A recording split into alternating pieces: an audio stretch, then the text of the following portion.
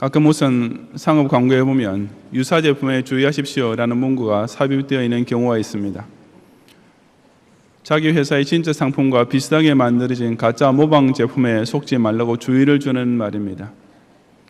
적어도 그런 내용의 광고를 공개적으로 당당히 할 수 있는 회사라면 자사 제품에 대해 자신감과 긍지를 가지고 있음에 틀림없습니다. 유사 제품과 비길 수 없을 정도로 완벽하고 높은 품질의 제품을 만들어내는 회사라야만 소비자로 하여금 그런 가짜에 주의하려고 경고를 할 수 있기 때문입니다. 그래서 실제로 그런 유사 제품 요주의 문구를 광고에 삽입하면서 선전하는 제품은 아주 잘 팔리는 히트 상품일 경우가 대부분인 것입니다. 사도 바울이 에베소에서 성경을 가르치고 복음을 선포했을 때에도 바로 그런 현상이 일어났습니다.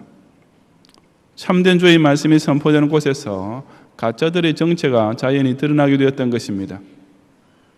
오늘 총회 선교주의를 통해 저는 신자와 교회가 오직 성경 중심으로 복음을 전파할 때 어떤 거짓 종교들을 물리치게 되는지를 함께 상고해 보고자 합니다. 첫째로 성경 중심의 전도는 기복주의 미신 종교들을 타파합니다. 8절부터 10절까지 말씀을 함께 봉독하겠습니다.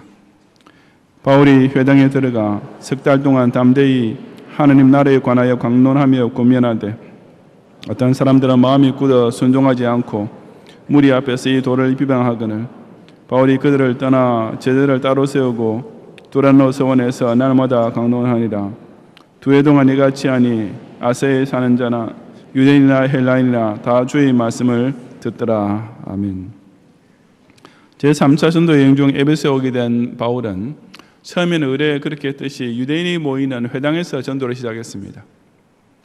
석 달이 지날 무렵 어떤 사람들은 여전히 마음이 굳어 순종하지 않을 뿐 아니라 대중 앞에서 기독교 도를 비방하기까지 했습니다. 그러자 사도 바울은 회당을 떠나 그들과는 달리 복음을 받아들인 제자들을 따로 세우고 두란노 서원에서 날마다 강론하기를 시작했는데 이 두란노 서원은 당시 에베소에 있던 유명한 철학 강연 장소로서 일종의 학교 건물이었습니다. 당시 그 서원에서는 주로 오전에만 강의가 있고 더운 낮 시간, 즉 11시부터 4시 정도까지는 비어 있었다고 하는데 바울은 아마 이 시간을 이용했던 것으로 추측됩니다. 그 두란노 서원에서의 강론을 2회 동안 계속했는데 그 결과 아시아, 오늘날의 터키를 중심으로 하는 소아시아 전역에 주의 말씀이 퍼져나가게 되었던 것입니다. 그처럼 사도 바울이 에베소 교회를 중심으로 전파했던 하나님 나라에 관한 복음은 자연히 그 지역의 거짓 종교와 충돌하게 되었습니다. 11절부터 20절까지 말씀을 함께 봉독하겠습니다. 하나님이 바울의 손으로 놀라운 능력을 행하게 하시니 심지어 사람들이 바울의 몸에서 손수건이나 앞치마를 가져다가 병든 사람에게 얹으면 그 병이 떠나고 악귀도 나가더라. 이에 돌아다니며 마술하는 어떤 유대인들이 시험삼아 악귀 들린 자들에게 주 예수의 이름을 불러 말하되 내가 바울이 전파하는 예수를 의지하여 너희에게 명하노라 하더라. 유대의 한 제사장 서교야의 7 아들도 이 일을 행하더니 악귀가 대답해 이르되 내가 예수도 알고 바울도 알거니와 너희는 누구냐 하며 악귀 들린 사람이 그들에게 뛰어올라 눌러 이기니 그들이 상하여 벗은 몸으로 그 집에서 도망하는지라. 에베소에 사는 유대인들과 헬라인들이 다 이 일을 알고 두려워하며 주 예수의 이름을 높이고 믿은 사람들이 많이 와서 잡아가여 행한 일을 알리며 또 마술을 행하던 많은 사람이 그 책을 모아가지고 와서 모든 사람 앞에서 불사르니 그 책값을 계산한 즉 은 5만이나 되더라. 이와 같이 주의 말씀이 힘이 있어 흥하여 세력을 얻으니라. 아멘. 바울이 에베소에서 말씀 전파 사역을 하고 있는 동안 하나님께서는 그를 통해 놀라운 능력, 즉 신유의 능력을 베푸셨습니다. 심지어 바울이 지니고 있던 손수건이나 일할 때 두르던 앞치마를 통해서도 그런 능력이 나타난 것은 바로 예수님의 옷자락을 만진 여인의 병이 고침받은 것과 일맥상통했습니다. 그런데 그런 바울의 사도적 신유를 흉내내는 가짜들이 등장했습니다. 여기 돌아다니며 마술을 하는 어떤 유대인들이란 당시 주문 따위를 외우면서 귀신을 쫓는 무당, 엑소시스트를 가리킵니다. 이들은 귀신을 쫓아내기 위해 자기들이 알고 있는 모든 신들과 영들 이름을 다 동원했었는데 그런 까닭에 시험 삼아 바울이 전파하는 주 예수의 이름도 부르면서 한번 시도해 보았던 것입니다. 실제로 당시 그런 퇴마사들이 사용했던 히브리인의 신 예수 이름으로 명하노라 운운하는 주문에 대한 기록이 역사에도 남아 있습니다.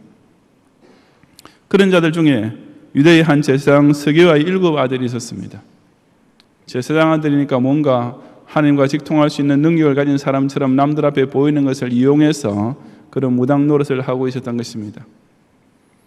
그들 역시 예수 그리스도가 누구인지도 모르면서 그 이름만 자기네들의 주문에 넣어 써먹으려 했습니다. 그러자 그 악귀가 내가 예수도 알고 바울도 아는데 너희들은 누구냐라고 했는데, 다시 말해서 너희들이 도대체 누군데 그 이름을 함부로 마음대로 써먹고 있느냐라는 뜻이었습니다. 귀신도 영적 지각 능력은 가지고 있다는 사실은 예수님께서 군대라는 이름의 귀신을 쫓아내실 때에도 나타났던 사실이었습니다. 그리고 그 제사장 아들 무당은 오히려 악귀 들리는 사람은 육탄 공격을 받아 상하여 벗은 몸으로 도망치는 창피한 꼴을 당하게 되었던 것입니다. 이런 소문이 퍼지자 많은 에베소시아의 사람들이 두려워하여 주 예수 이름을 높이게 되었습니다. 그리고 믿은 사람들이 많이 와서 자복하여 행한 일을 알리는 회개를 했는데, 그것은 특히 자기네들의 미신적인 과거 생활에 대한 것이었습니다. 마술을 행하던 자들 중에 회개하고 신자가 된 사람들이 가져와서 불태운 서적들은 그 값이 은 5만, 간단하게 계산해서 당시 노동자 5만 명의 일당을 합친 액수만큼이나 되었습니다. 그만큼 에베소는 마술과 무당이 횡행했지만 사도 바울이 선포한 바른 복음이 결국 그 미신 종교를 완전히 굴복시키고 말았던 것입니다. 미신은 인류 역사상 가장 오래된 종교라 할 수 있는데, 이것은 기복주의와 필연적으로 결탁하게 됩니다. 오로지 인간의 행복을 위한 수단으로 신을 섬기는 종교인 것입니다. 그 어떤 형태이든지 간에 미신을 믿는 자들의 기원이란 예나 지금이나 똑같이 집안에서 병마가 떠나고 돈복음 굴러 들어오게 해달라는 것 아니겠습니까? 그런데 기독 신자라는 사람들 중에도 그런 미신적인 사고방식과 생활에서 벗어나지 못하는 경우가 왕왕 있습니다. 바로 주 예수의 이름은 부르지만 그것을 꼭 무당들이 하듯이 무슨 소원 성취를 위해서만 써먹으려는 사람들입니다. 그런 교인들은 기독교 신앙을 가장 저속한 수준으로 격화시키게 되는데, 왜냐하면 그와 같은 기복주의야말로 사탄이 아주 강력하게 미혹할 수 있는 영역이기 때문입니다. 예수님의 이름은 무슨 신유 기적을 위한 주문처럼 써먹을 수 있는 이름이 결코 아닙니다. 병 고치는 능력은 오직 예수 그리스도께로부터 직접 오는 것일 뿐이지, 어떤 특별한 은사를 받은 사람만 그 하나님의 능력을 자기 마음대로 불러 쓰거나 모방할 수가 없습니다. 하나님께서는 당신의 능력을 오직 당신께서 스스로 정하신 때 스스로 선택하신 사람을 통해서만 직접 행하고 계시기 때문입니다. 한국교회는 초창기 때부터 미풍양숙이라는 미명으로 무장한 온갖 종류의 미신과 정명 충돌하게 되었습니다. 하지만 초기 선교자의 정확한 성경 중심의 전도 덕분에 그런 미신과 결코 타협하지 않았고 기복주의가 아닌 축복주의의 기독교를 정립할 수 있었던 것입니다. 과학과 문명이 이토록 발전한 현대사회에서는 미신도 절로 사라질 것 같은데 웬걸 그와 정반대 현상이 우리나라에서 벌어지고 있습니다. 끝이 안 보이는 불경기에 이어지고 있는 중에도 무슨 신내림을 받고 기업한다는 무당들이 갈수록 늘어만 가고 있는 것입니다. 그러니 우리 신앙 선조들이 전해준 그 자랑스러운 전통은 당연히 앞으로도 더 철저히 견지해 나가야 하지 않겠습니까? 우리 경영교회를 중심으로 전개되는 국내 전도와 세계 선교를 통해 오직 성경에 기록된 주의 말씀을 그대로 복음을 선포함으로써 온갖 기복주의의 미신 종교들을 능히 타파하는 성도들이 되시기를 바랍니다. 둘째로 성경 중심의 전도는 인본주의 우상 종교들을 압도합니다. 23절부터 29절까지 함께 봉독하겠습니다. 그때쯤 되어 이 도로 말미암아 적지 않은 소동이 있었으니 즉 데메데리오라 하는 어떤 은장색이 은으로 아데미의 신상 모형을 만들어 직공들에게 적지 않은 벌이를 하게 하더니 그 직공들과 그러한 영업하는 자들을 모아 이르되 여러분도 알거니와 우리의 풍족한 생활이 이 생업에 있는데 이 바울이 에베소뿐 아니라 그의 전 아시아를 통해 수많은 사람을 권유하여 말하되 사람의 손으로 만든 것들은 신이 아니라 하니 이는 그들도 보고 들은 것이라. 우리의 영업이 천하해질 위험이 있을 뿐 아니라 큰 여신 아데미의 신전도 무시당하게 되고 온 아시아와 천하가 위하는 그 위험도 떨어질까 하노라 하더라. 그들이 이 말을 듣고 분노가 가득하여 외쳐 이르되 크다 에베소 사람의 아데미야 하니 온 시내가 요란하여 바울과 같이 다니는 마게도냐 사람 가이오와 아리스토아그를 붙들어 일제히 연극장으로 달려 들어가는지라고 했습니다. 그때쯤이란 바울이 이제 에베소서의 사역을 끝내고 떠날 계획을 세우고 있을 무렵을 가리킵니다. 이 도란 바로 바울이 그 2년 동안 도란노 서원을 중심으로 전파했던 복음인데 그로 인해 아데미 신상 모형을 만들어 팔던 데메디오라는 어떤 은장색과 그의 공장에 있던 직공들 및 그러한 영업하는 자들, 같은 직종을 가진 동업자와 거래처 관계자들에게 소동이 벌어졌습니다. 아데미란 라틴어로 디아나라고 불리던 달의 여신인데 12개 유방에 달린 모습으로 조각되었고 풍요와 생식의 신이었으며 특히 소아시아 제방에서 가장 위대한 모신, 어머니 신으로 여겨지고 있었습니다. 당시 에베소에는 5만 명을 수용할 수 있는 큰 여신 아데미의 신전이 있었고 그래서 벌어지는 제사는 광란과 음란의 절정이라 할 만큼 난잡하기 이를 데 없는 것이었습니다. 신상 모형이란 그 아데미 신전의 작은 모형을 은으로 만든 것으로서 에베소 사람들에게는 부적으로 에베소를 방문한 여행객들에게는 기념품으로서 그의 필수적이었습니다. 그 덕분에 그야말로 풍족한 생활을 하고 있던 데메드리오와 그의 동업자들은 바울이 전하는 도가 자기네 그 승승장구하는 생업에 큰 타격을 주게 될 것을 염려했습니다. 왜냐하면 바울이 사람의 손으로 만든 것들은 신이 아니라 하고 우상 숭배를 맹렬히 질타하는 것을 그들 역시 날마다 보고 들었기 때문이었습니다. 그래서 데메드리오는 직장 조합을 동원하여 에베소 사람들에게 바울이 그들의 돈벌이의 위협이 될 뿐 아니라 에베소시의 자랑스러운 아데미 숭배의 전통 자체를 말살시키게 될 것이라고 선동했습니다. 그러자 즉시 걷잡을 수 없는 군중 심리에 빠지는 에베소 사람들은 크다 에베소 사람의 아데미여라고 즉 아데미 만세를 외치면서 당장 가이오와 아리스도하고 즉 사도 바울의 두 동역자를 붙잡아가지고 연극장으로 몰려갔습니다. 이 연극장이란 2만 5천 명을 수용할 수 있었던 에베소의 극장으로서 민회가 열리는 장소이기도 했습니다. 이처럼 에베소에 복음의 도가 전파되어 가면서 필연적으로 우상 종교와도 맞붙게 되었던 것입니다. 30절 이하 41절까지 또 함께 봉독하겠습니다. 바울이 백성 가운데로 들어가고자 하나 제자들이 말리고 또 아시아 관리 중에 바울의 친구된 어떤 이들이 그에게 통지하여 연극장에 들어가지 말라고 권하더라.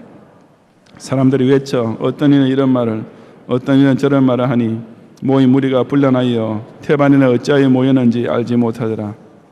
유대인들이 무리 가운데서 알렉산더를 권하여 앞으로 밀어내니 알렉산더가 손짓하며 백성에게 변명하려 하나 그들은 그가 유대인인 줄 알고 다 한 소리로 외쳐 이르되 크다 에베소 사람의 아데미여 하기를 2시간이나 하더니 서기장이 무리를 진정시키고 이르되 에베소 사람들아 에베소시가 큰 아데미와 제우스에게서 내려온 우상의 신전지기가 된 줄을 누가 알지 못하겠느냐. 이 일이 그렇지 않다 할 수 없으니 너희가 가만히 있어서 무엇인지 경솔이 아니하여야 하리라.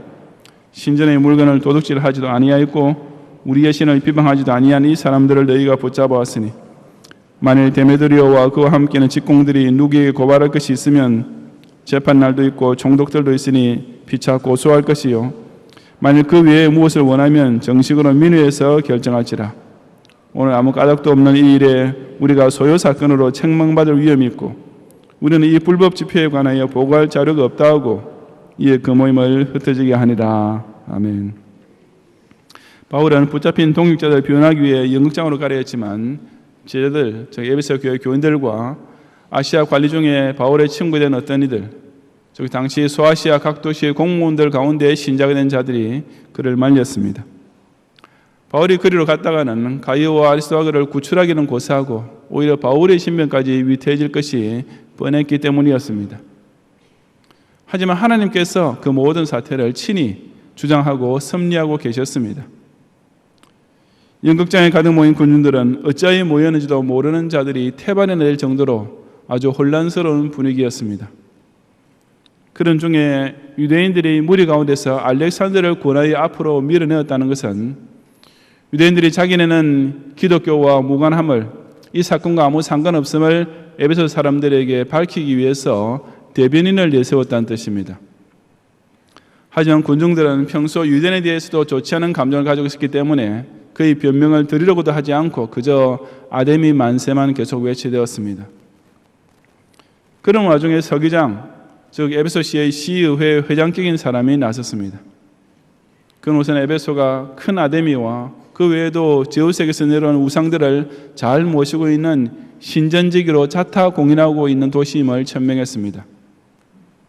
하지만 그런 후에 그는 가이오와 아리스토아그가 무슨 신전의 물건을 도둑질하거나 우리 아데미 여신을 비방한 현행범도 아닌데 이런 식으로 소요 사건을 일으키면 오히려 상부로부터 책망받을 위험만 있다고 지적했습니다. 실제로 로마 정부는 식민지에 대해서 관대한 정책을 펼쳤지만 불법 집회는 엄하게 다루었기 때문에 이런 소란이 빌미가 되면 에베소시가 누리던 자치권을 빼앗기고 대신 로마 장군이 총독으로 파견되어 에베소시를 직접 다스리는 일도 일어날 수 있었습니다. 서기장의 그런 설득에 의해 결국 그 모임은 절로 흩어지게 되었고 바울과 그의 동역자들과 에베소 교회 성도는 자연히 위험을 벗어나게 되었습니다. 우상 숭배를 정죄하는 도를 가르치고 전파했던 전도자들을 하나님께서는 그토록 오묘한 섭리를 통해 보호해 주셨던 것입니다. 아데미를 비롯한 헬라의 신들은 다 사람이 만들어낸 우상이었습니다. 당시 헬라인들은 신도 사람처럼 육체가 있을 뿐 아니라 결혼도 하고 간음도 저지르고 술도 마시고 복수도 하는 등 그의 모든 면에서 사람과 비슷한 존재로 여겼습니다. 이처럼 우상 종교란 사람이 스스로의 머리로 상상하고 스스로의 손으로 만든 신을 섬기는 순전히 인본주의 종교인 것입니다. 하지만 우리 기독교는 그와 정반대입니다.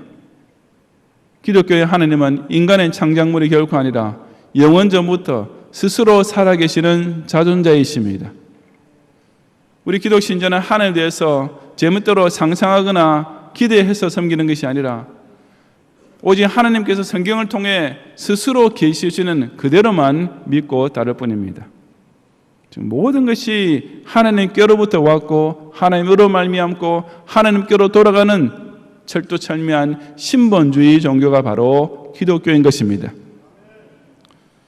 그런 까닭에 성경 말씀에 똑바로 입각한 전도와 선교는 항상 우상 종교의 헛된 것을 드러내게 됩니다. 즉 참된 복음은 그것이 전파되는 이웃과 지역사회와 국가에 만연되어 있는 우상 종교들로 하여금 절로 위협을 느끼게 만들고 필연적인 대립을 일으킬 수밖에 없는 것입니다. 우리나라에 기독교가 전파됐을 때 불교나 유교와 영적 적대 관계가 되었던 것도 바로 그 때문이었습니다. 반면에 기독교 외의 종교들, 즉 불교나 이슬람교나 천주교처럼 우상을 만들어 섬기는 종교들 사이에는 서로 아무 갈등이나 대립이 없습니다. 왜냐하면 가짜들끼리는 유사품주의라는 광고를 피차간에 결코 하지 않기 때문입니다. 같이 우상을 섬기는 종교들이니 자연히 서로를 비판할 것도 없고 오히려 이해와 화해라는 미명 아래 종교통합운동 따위가 자연스럽게 일어나게 될 뿐입니다. 지금도 천주교는 소위 선교라는 것을 할 때 그 지역에 원래 있던 원주민의 종교를 인정해주고 시작합니다. 즉 그들이 무슨 신을 어떤 이름으로 섬기고 있던지 간에 바로 그 신이 자기네 천주와 동일한 신이라고 가르침으로써 그야말로 원만한 선교를 하고 있는 것입니다. 하지만 주의 말씀을 정확하게 선포하는 전도와 선교는 결코 그럴 수가 없습니다. 10계명, 제1계명과 제2계명은 사람이 하나님과 우상을 겸하여 섬길 수 없음을 명백히 천명하고 있기 때문입니다. 우상 종교는 기독교에 있어서 화목하게 공존해야 할 종교가 절대로 아니라 오직 싸워서 물리쳐야 할 대적일 뿐인 것을 잊지 말아야 합니다. 세상 어디에서든지 오직 성경이 증거하는 그대로만 복음을 전파함으로써 사람이 자기 손으로 만든 신을 섬긴다는 것이 얼마나 어리석은 모순인지를 똑바로 일깨워 주는 가운데 하나님 외에 다른 신을 섬기는 온갖 인본주의 우상 종교를 당당히 맞서 싸우며 이기는 성도들이 되시기를 바랍니다.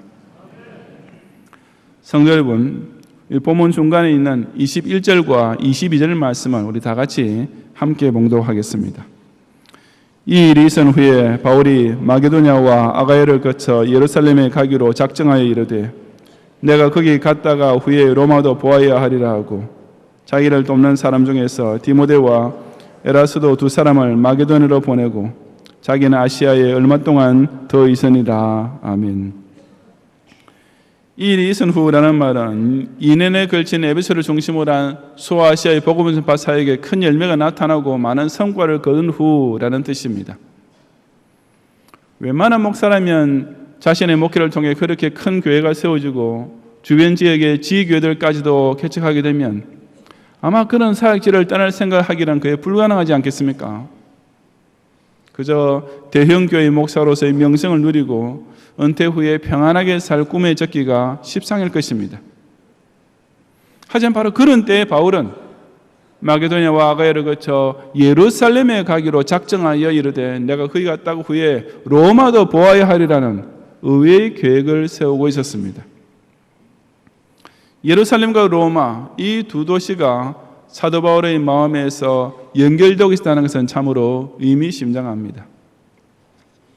바울은 지금까지 이방 지역, 주로 소아시아 지역을 중심으로 사역해 왔지만 복음의 진원지가 예루살렘이라는 사실을 한시도 잊지 않고 있었습니다. 그곳이야말로 예수 그리스도께서 십자가에 못 박히시고 승천하신 위대한 사건이 벌어진 곳이며 또한 첫 교회가 세워졌던 곳이기 때문입니다. 그러면서 또한 바울은 그 예루살렘을 로마로 연결시키고 있었습니다.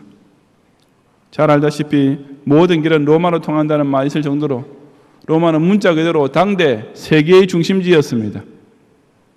그러니 땅끝까지 이르러 내 증인이 되라는 예수님의 지상명령을 수행하기 위해서는 로마야말로 그 전략적 요충지요 요긴한 거점이라고 판단되었던 것입니다.